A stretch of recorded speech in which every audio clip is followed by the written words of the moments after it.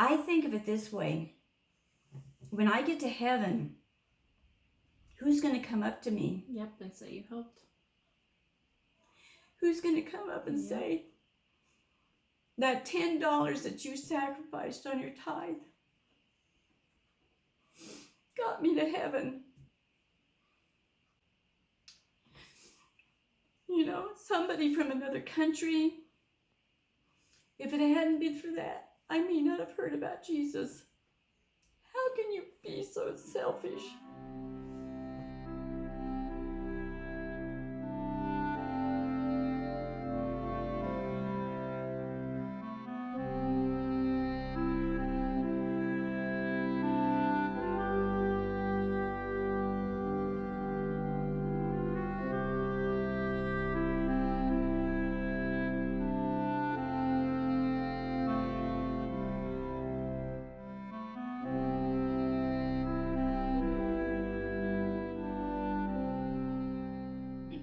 Hello, today we are answering your questions on tithing. We are evangelical Christians and we believe that you should give 10% of everything that you earn back to God, and we are going to talk about that a little bit today. I am Tara. This is my mom, Jill. We are the authors of the Dining on a Dime cookbook, where you can eat better, spend less. You can get it at livingonadime.com. All right. Okay, so Mom, tell us what tithe is. Tithing is giving 10% of your income. Yep. So as evangelical Christians, we believe that you should give 10% of your income back to the church to help with God's work. And we get that out of Malachi. Yeah. Malachi. Didn't sound right when it came out. And so we're going to be talking a little bit about tithe and how we kind of do that as evangelicals. Yes. Okay. What do you want to say about tithing, Mom? Well, first of all, there are 3 different types of giving in the Bible that it talks about. It talks about you're supposed to tithe, and then on top of that, you're supposed to give gifts. And the third thing is you're supposed to give alms. So in other words, it talks about giving the 10%. A gift is kind of like, it's just, you just give something extra above your tithe. Maybe God's blessed you in a special way and you want to just thank him for that, and you give something, or somebody else has blessed you, so they don't want anything back, so you can, give to the church or something like that and tithe. Alms is giving to the needy and the poor, helping the needy and poor out. And I think sometimes we get a little bit confused. We think if we do the give, like you give something to somebody, like your clothes, your used clothes, things like that, that you're... it's the same as tithing. Same as tithing. If you go work in the soup kitchen or you give something to a homeless person, that's the same as tithing. I've even had a man say that he felt that the gas that he used driving to and from church each Sunday was tithing to the serious?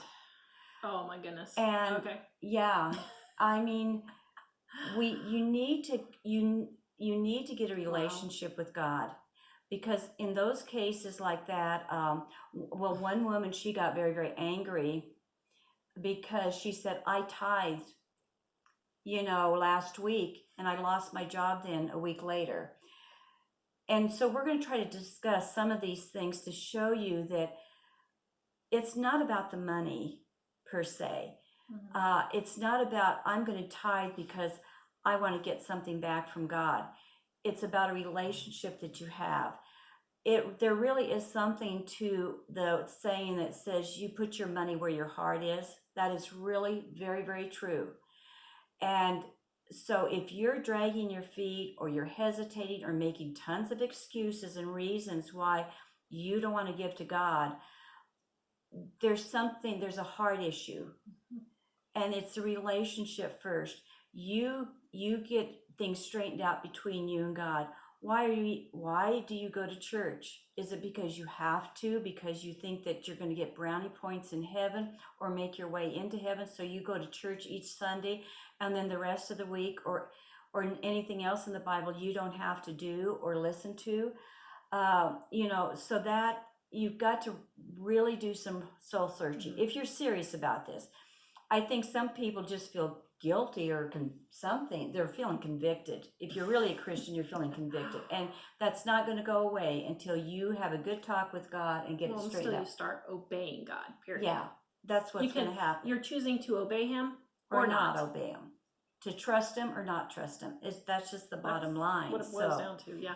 So let's answer the first question. Yeah. So the very first question that we always get, and this isn't on your notes, so I'm going to throw you for a curve. Oh, thanks.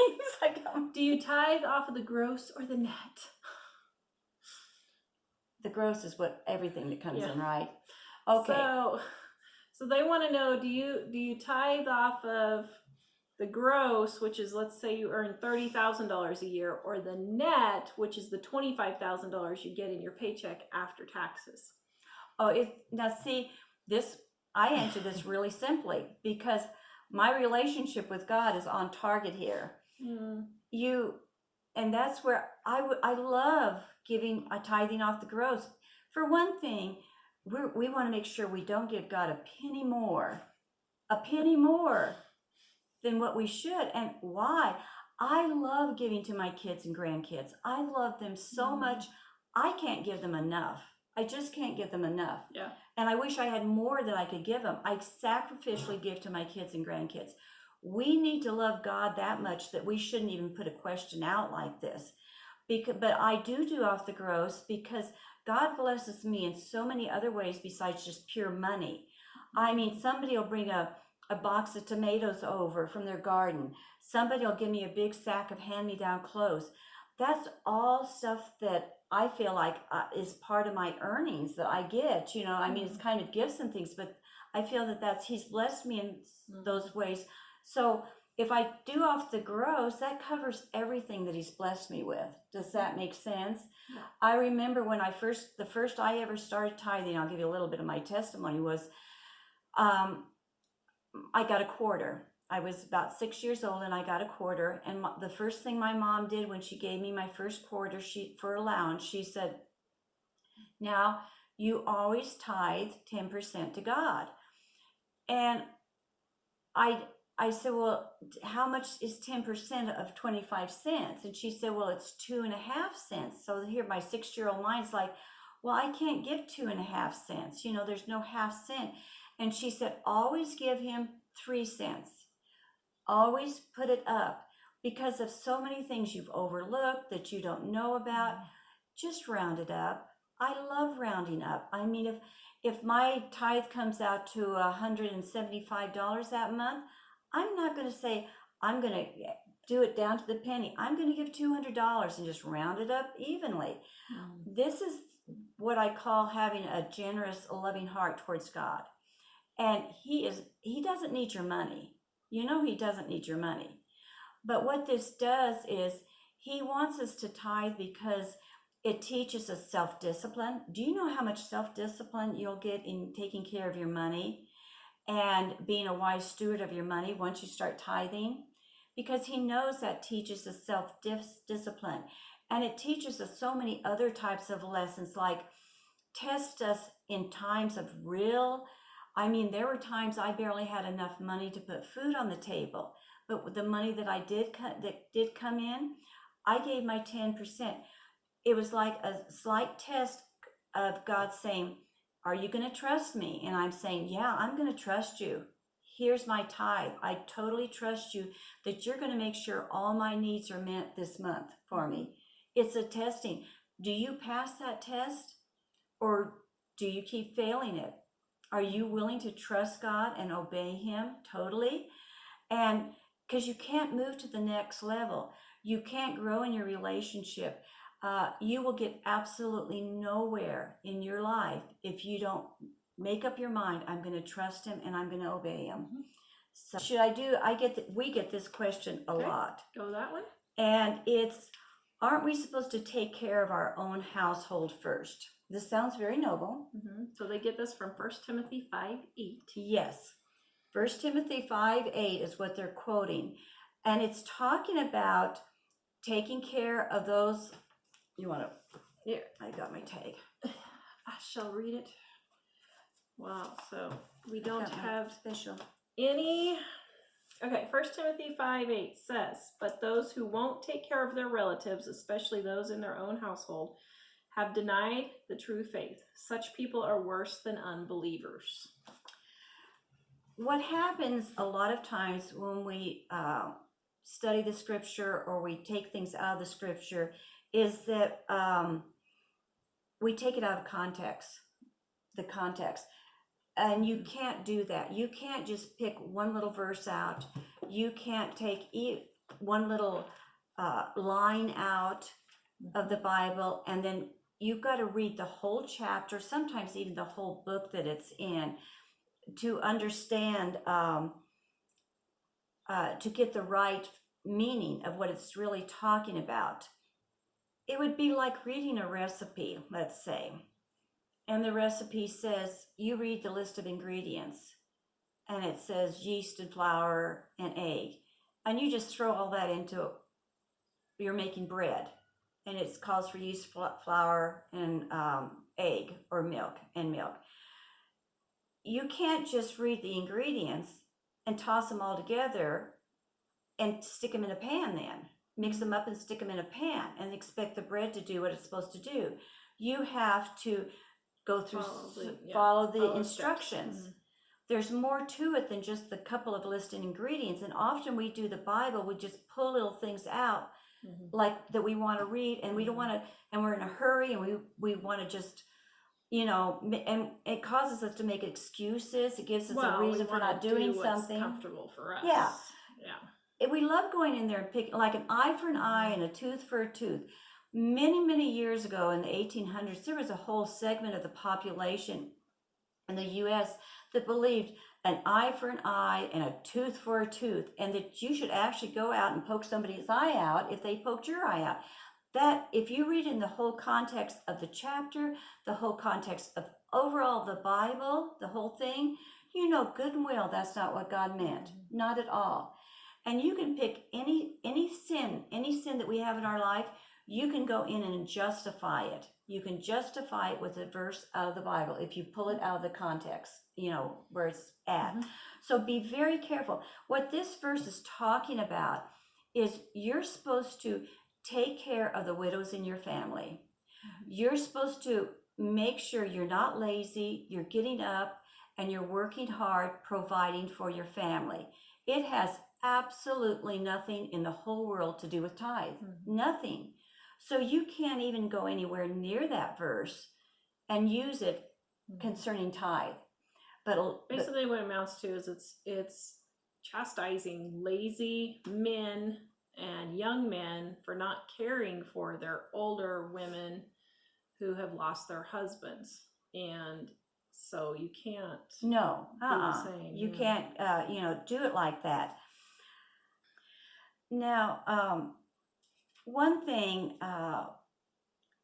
we often hear that, well, tithing is not in the New Testament. It's only Old Testament. Only Old Testament, so we don't have to do it. First of all, I hate for people to say that. It's in the Bible. I love my Bible. Yeah. I love every page of it. So when you say that, you're saying the Old Testament is worth nothing. Mm-hmm. And that is wrong on so many accounts. If that Old Testament was worth nothing to us, then why did God give it to us? Do you know how many times Jesus quoted the Old Testament? He must have thought the Old Testament was important and what was in there, because he quotes it all the time in the New Testament. So do the other writers of the New Testament. They quoted it, they believed it, and they practiced everything in there. Now, there are certain sections that maybe are more like ceremonial type laws and things that apply to the Jews and how they did things. But that's where studying your Bible comes in. And you know the differences in some of these things and what they're applying to. But that doesn't negate them. Yeah, it's because just because you don't understand it. It's like you're given permission to eat anything in the New Testament. Well, you're specifically given permission in the New Testament to not do what the Old Testament Yeah. says about eating certain things. And So, that's a different thing. Just because it doesn't have chapter after chapter on tithing, but that doesn't mean it. And in one of the best verses that I like about this is in Luke 11:44. 42. 42. Did you want to read that, or do you want me to just What tell? sorrow awaits you, Pharisees, for you are careful to tithe even the tiniest income from your herb gardens, but you ignore justice and the love of God. You should tithe, yes, but do not neglect the more important things. This is Jesus talking, by the way. So Jesus is specifically saying you should tithe in the New Testament. Yeah, that's in the New Testament. He's saying you should tithe, yes. And then he goes on to say, and you should do all these other things too. You know, have love and that type of thing. So when people say, well, it's not mentioned in the New Testament, right there. There's the words from Jesus himself saying you should tithe. So that one thing alone, you know, negates all the other things. One thing too, even though it does have it in there, but even let's say it didn't have the word tithe in the whole New Testament, you better be careful, because when you say that, well, it does, I'm not going to tithe because it's not in the New Testament.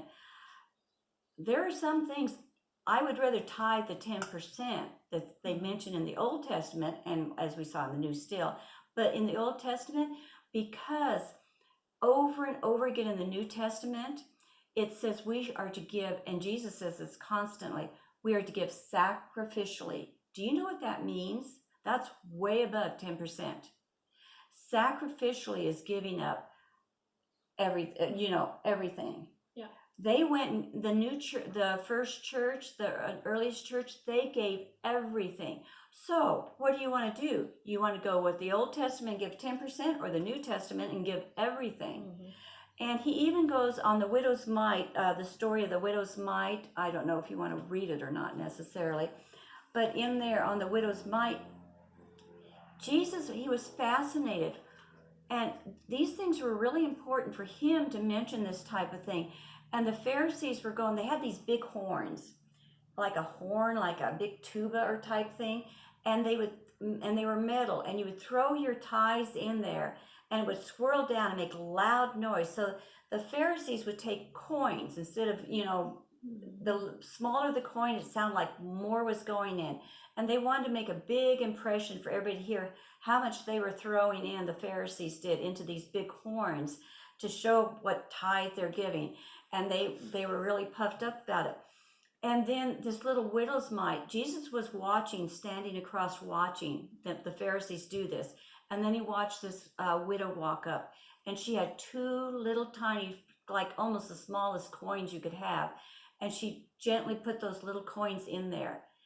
And Jesus just was, he thought this was, he said, look she gave everything.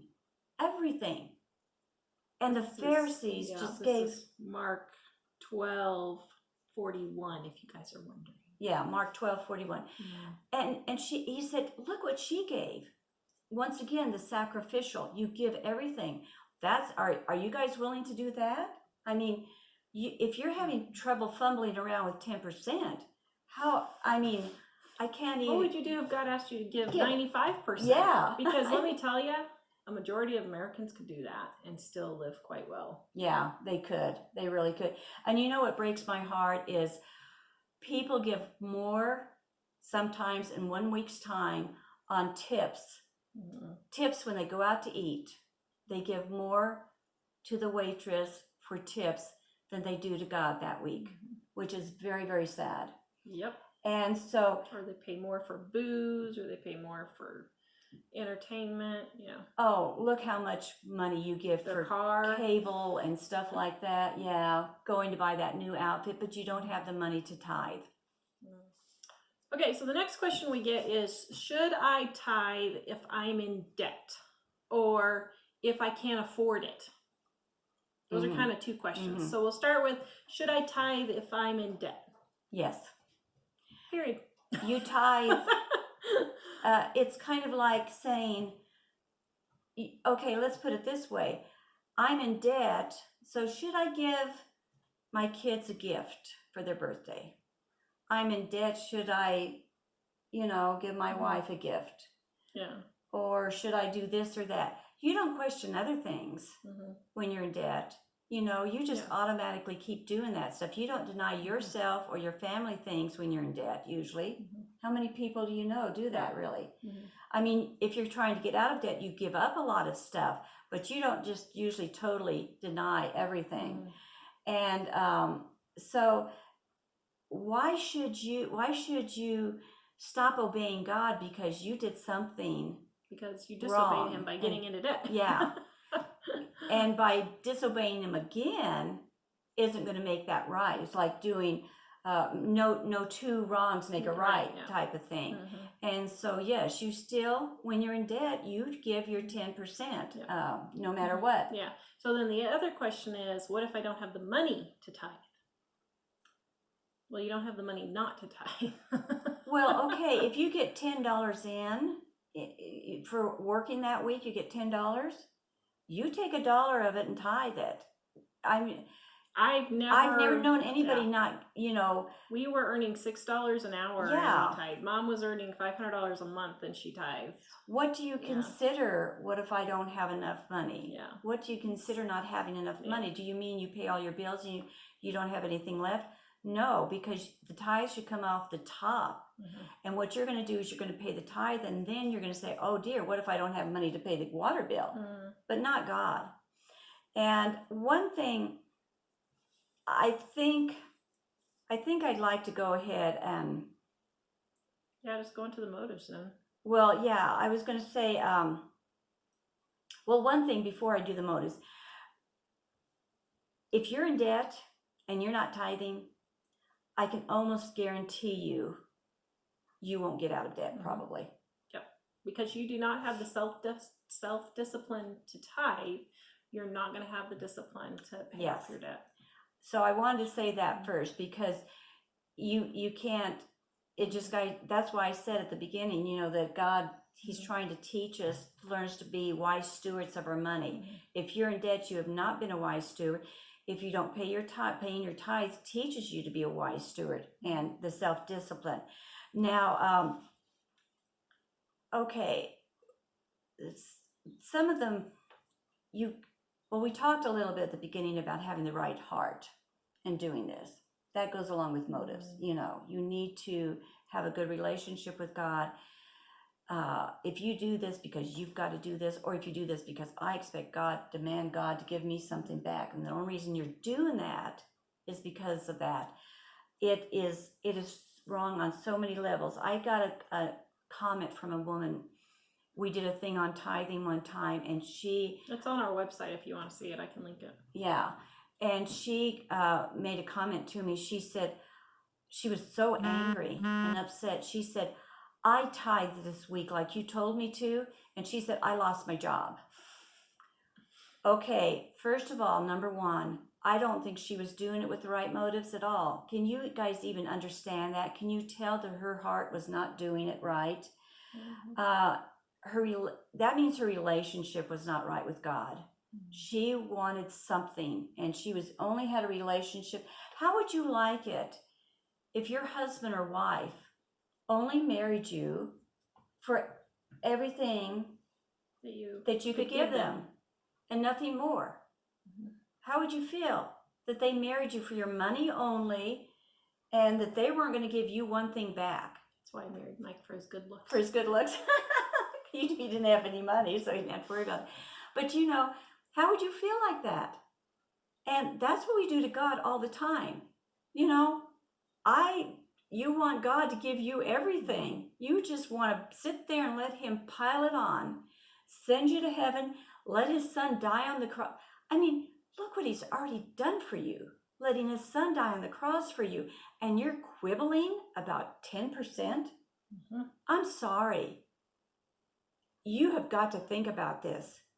If a soldier saves the life loses his life saving the life of somebody else, That soldier whose life was saved by that man, he's going to come back to home and he's going to take care of that man's family. And he's not even going to question it because he appreciates the sacrifice that man did with his life.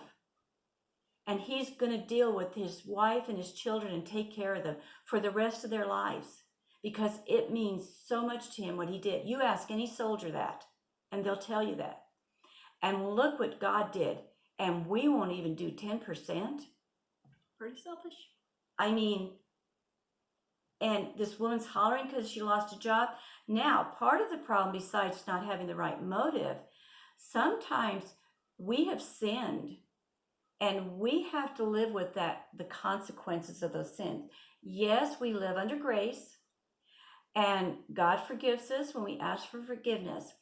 And I don't know of another example. Well, let me put it this way. Let's say we sin by stealing. You go out and rob a bank and you ask God to forgive you. You realize what you've done and say, forgive me of this sin. And God's going to have you, you're under grace. He's going to forgive you.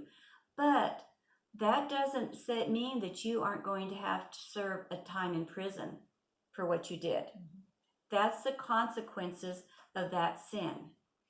So we often don't understand. People say, well, we live under grace, so we can do this and we can do that and get by with it. God doesn't give us these rules and these regulations and these commandments for his own good. He does it so we don't have to live with the consequences of what these things do to us and that happen to us when we do them. You don't have sex outside of marriage because God knows you'll get sexually transmitted diseases. There'll be pregnancies outside of marriage. All these things will happen that will hurt you in the long run and hurt your spouse. Adultery will hurt the spouse and the family. He says don't do those because of that, not because he's angry with you. Yeah. Oh, I thought Go ahead. Well, no, I have a verse that I want to read as soon as you're done with your thought. And so that's why we have to, some of these consequences we have to, she maybe was, what I'm trying to say, she's maybe living out the consequences of her not tithing for many, many years. Her job loss may be because she didn't have the self-discipline in any area, tithing or anything else, so she lost her job. And she's blaming it on God, when she tithed. But no, that may just be the consequences of some sin in her life, Yeah. So one thing that we want to talk about just briefly is people will say, well, I've given my life to Christ. He'll forgive me for anything I do, so I can go do anything that I want now. And let me just read this real quick here. Everyone who sins is breaking God's law, for all sin is contrary to the law of God. And this is 1 John 3:4. 1 John 3:4. Everyone who sins is breaking God's law, for all sin is contrary to the law of God. And you know that Jesus came to take away our sins, and there is no sin in him. Anyone who continues to live in him will not sin, but anyone who keeps on sinning does not know him or understand who he is. Dear children, don't let anyone deceive you about this. When people do what is right, it shows that they are righteous, even as Christ is righteous. But when people keep on sinning, it shows that they belong to the devil, who has been sinning since the beginning. But the Son of God came to destroy the works of the devil. Those who have been born into God's family do not make a practice of sinning because God's life is in them. So they can't keep on sinning because they are children of God. So now we can tell who are children of God and who are children of the devil. Anyone who does not live righteously and does not love other believers does not belong to God. Now, the whole reason why I'm saying that is that that's not saying that as humans we're never going to sin. What it's saying is when you continually keep sinning and you can habitually keep doing these same things over and you aren't repentant and you aren't trying to stop this sin, you probably aren't a Christian. Because if you're a Christian, you're going to be convicted of these things that you're doing. Mm-hmm. And it's the same with tithing. You're going to want to give that tithe to God because of what he did. and because you're so thankful that he's forgiven you of his sins. Yeah. It's just like he gave so much for us. He gave his son to die for us. I mean, we take that, I don't think we really register what he did. I really don't.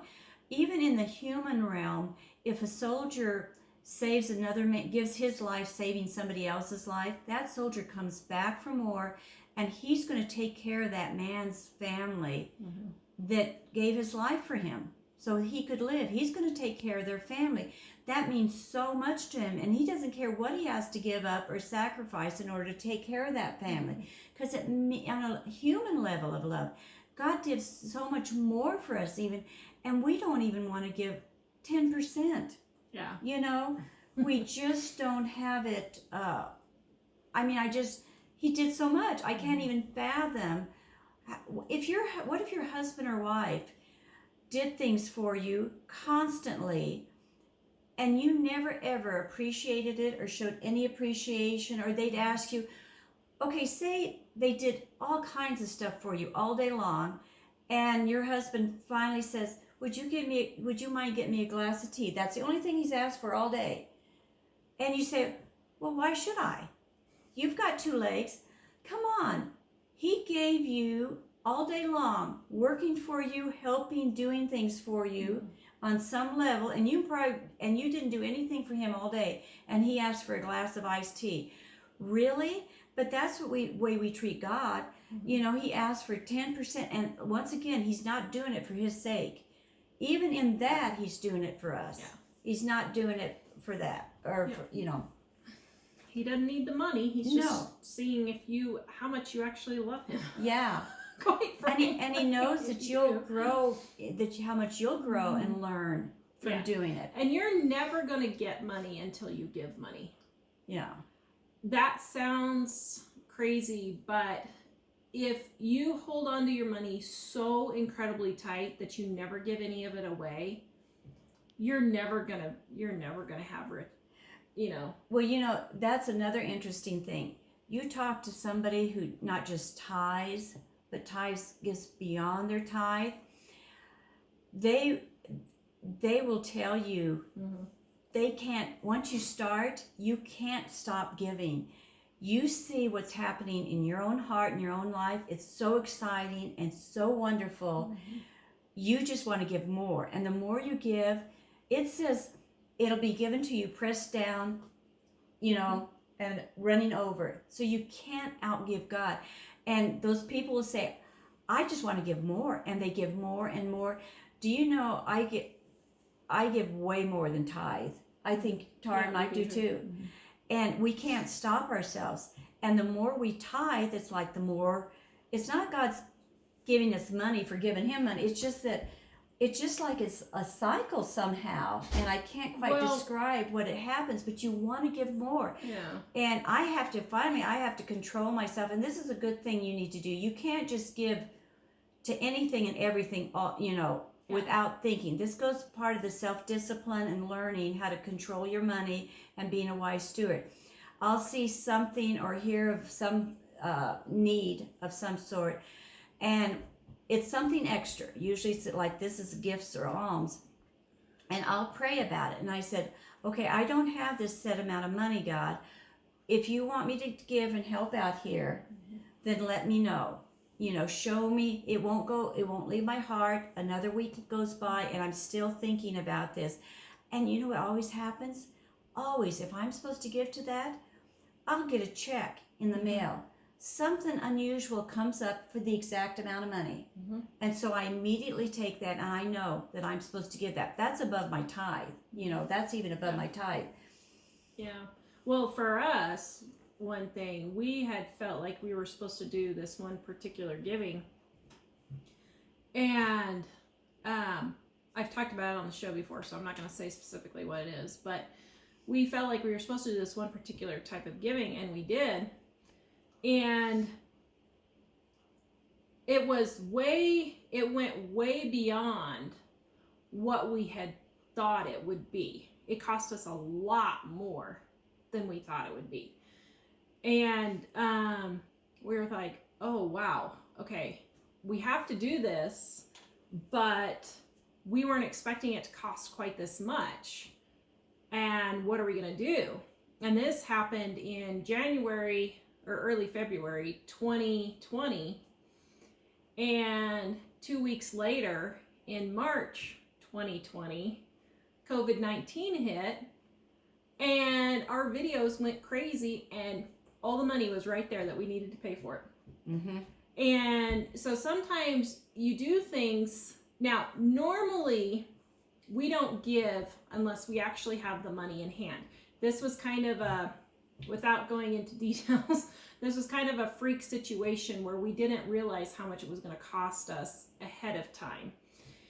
And so then we were kind of like, oh, but you felt the wow. calling in your heart. But we really felt like this was something that we were supposed to do. And we were like, oh, wow. And Mike was like, did you know that this costs this amount? And I was like, oh, I bet it did. And I didn't even realize it. And he's like, I didn't realize it either. So they were kind of like, okay, well, you know, we didn't panic. We did out of the best of our heart what we thought we were supposed to be doing. And God took care of it. Mm-hmm. I mean, you know, I'm not saying that he sent COVID-19 just to give us the money we needed for this particular thing. But what I'm saying is he used that to help us with that. Mm-hmm. Yeah. And so when you... So that even in bad times, Yeah. you can keep giving in Mhm. bad times. People Yeah. say, how can I give in bad times? But look Yeah. at You can. You can. Now, one thing, too, that I wanted to mention was you don't often hear this in relation with tithing. And I don't think a lot of people think about this. But if no other reason to tithe, one of the things what you do when you tithe, you give it to your local church, usually. Now, if you don't have a local church, then sometimes you have to find a ministry that's closer, that's ministering to you, you know, like through the internet or something. So say what we've done in the past when we haven't had a church. You mean with our tithe? Yeah. So there have been times where we haven't had a church. Yeah. And we haven't been able to give it to a church. We've been in between moves, haven't been able to find a church, whatever. What do we do? So we will take and go buy things. Like one time, Shopko had clearance on a bunch of women's things, like robes and purses and backpacks and slippers and a whole bunch of stuff. We went and spent our tithe money on that because we knew the local women's shelter needed those items. Mm-hmm. And so we went and bought it for them and donated it to the local women's shelter. We have given it to children's homes. We have given it to different various ministries that help children or that we feel are really helpful to us, like David Jeremiah, Charles Stanley. Yeah, if I watch preachers. Somebody on the internet regular, then I will give to their ministry because they're ministering to us. And I feel like that's sort of my church in a way, and we try to... So if we don't have a church, that's how we have to do until we get a local church, and then immediately we'll give our tithe there. But when you give your tithe to your local church, that goes in to help pay for the lights, the air conditioning, the building itself, often, you know, so many other needs just to have the church, physical church itself. It goes to pay for your pastor's salary. Yeah. I mean, they brought tithe in to help pay for the priest in the Old Testament and stuff, and even the New Testament for that matter. And so that's what God, he's using you to minister to your pastor and to even others in the church by you helping pay for the lights and the gas in the building. Well, right here, 1 Timothy 5:17, elders who do the work well should be respected and paid well, especially those who work hard at both preaching and teaching. For the scripture says, you must not muzzle an ox to keep it from eating as it treads out the grain. And in another place, those who work deserve their pay. That's funny. I didn't have that marked for that verse. I know. I just happened to see it when we were looking at the other one. I was like, well, wait a minute. But people say, well, pastors should volunteer. No. You expect that pastor to come night and day to your hospital bed, your home, funeral services, and marriages. They don't get, that's not right, and it's not biblical. No. God is so fair and so just in every way, and he is in this too. You know, why do you expect a pastor to do that, but you wouldn't do the same thing? You know, you wouldn't be willing to work without pay. Yeah. And it's not really, you say, well, that's not work. Yes, I mean, it is. Trust me, it is. And so that's what you're paying for, in a sense, part of it, by giving to the tithe. And I don't hear a lot of people teach on that you're helping the church out. You're helping other members of the church, because the pastor's there and you're making a salary for him to be there. And so if somebody in the church needs counseling, they have a place to go to get help. So indirectly, you're helping that person get the counseling. A loved one has died and he's doing the funeral services. You're helping that other member of the church. We're supposed to all help each other as a body. Then also the church every church I go to takes a good portion of that money, at least 10% of it usually, to give to missionaries, to go out and spread, the word of the gospel about Jesus dying on the cross. And they go out and spread the good news. And so you're helping missionaries. So I'm not going to break down here, pinch me or something. I think of it this way. When I get to heaven, who's going to come up to me? Yep, and say you helped. Who's going to come up and say, that $10 that you sacrificed on your tithe got me to heaven? Somebody from another country. If it hadn't been for that, I may not have heard about Jesus. How can you be so selfish and holler, I lost my job when I tithed? I'm sorry. Or I'm taking and using my gas as my tithe money. Or my time. That's another Or one. my time. Your time is not your tithe. Yeah. And how many people maybe aren't going to make it to heaven because you didn't do what you were supposed to do? Or God had to use somebody else. I want you to think of that. I want to get up there and have a lot of people up there thanking me. You said you weren't going to write I know. No wonder it says there's going to be rejoicing in heaven when we get up there. Can you imagine the joy if you live your life the way God asked you to live here on this earth? Can you imagine the joy? That's when it says you're storing up your treasures in heaven. That's what it means. It's not because I'm going to have a bigger mansion than anybody else. It means there's going to be more people up there. So, and you're not going to cry either. Stop being so selfish. So, this is a get it together. Stop treating this as if just something you could fluff off. Mm-hmm. Stop going through the Bible trying to find the verses to help you get out of doing this. You've got to really look in your heart and look at your relationship. I guess it's getting to the point where I see so many fluffy Christians. Well, what else do you call them? Don't get me started. We go to church on Sunday morning and we sing our hymns and our praises. And this is so wonderful because we're getting entertained and we're getting everything we need. And we're getting fat and we're having gluttony. Spiritual gluttony. We have to have our donuts and our coffee, and we have to have all this I stuff wasn't at thinking church. Physical gluttony, but No, but we have to have all these things at church. It's ridiculous. We're just thinking about ourselves so much. I don't want to give a penny more than I have to. I don't want to serve in the church any time longer. You can tithe your time. You should tithe your time. If you're not giving at least 10% of your time to church, your local church, doing something, it's all wrong. And so if you don't get anything out of that, I just hope that clears up some of your questions. Well, and here's something actually interesting. Which I can't believe you. I can't believe you. But it says, remember, the sins of some people are obvious, leading them to certain judgment. But there are others whose sins will not be revealed until later. In the same way, the good deeds of some people are obvious, and the good deeds done in secret will someday come to light. Mm-hmm.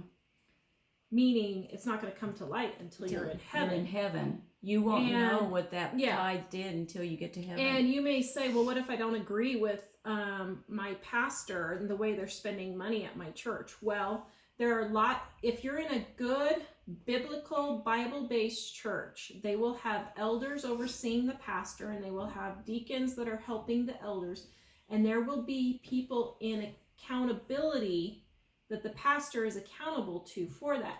If that is not happening in your church, then you need to find another church. Mm-hmm. And if you don't agree with something, okay, first of all, you have to ask yourself, am I just being petty?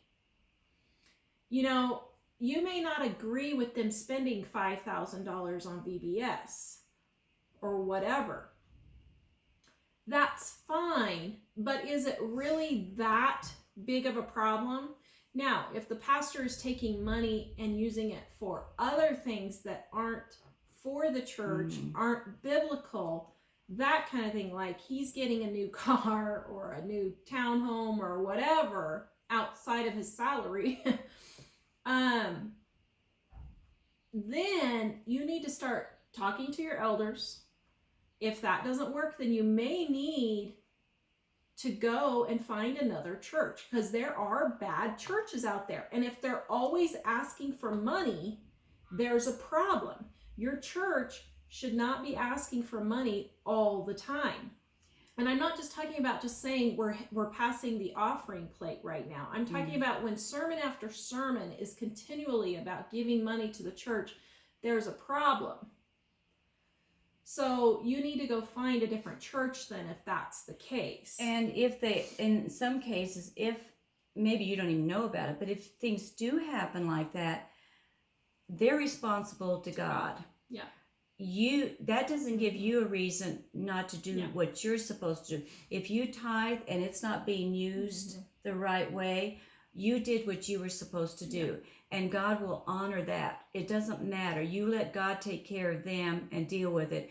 Now, if I was in a situation like that, I would change churches. But, maybe sometimes you don't know, or, it's going on slightly and you don't understand, you're not sure.